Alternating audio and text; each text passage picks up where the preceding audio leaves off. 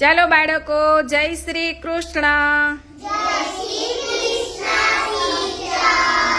આજે આપણે મારા પછી તારો વારો રમત રમીશું, જેમાં આપણે 1 થી 20 અંકો બોલીશું.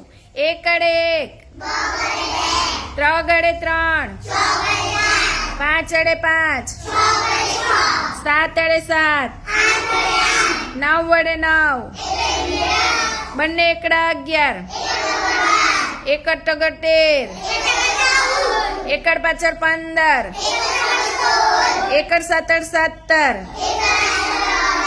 એકડ નવડ 19.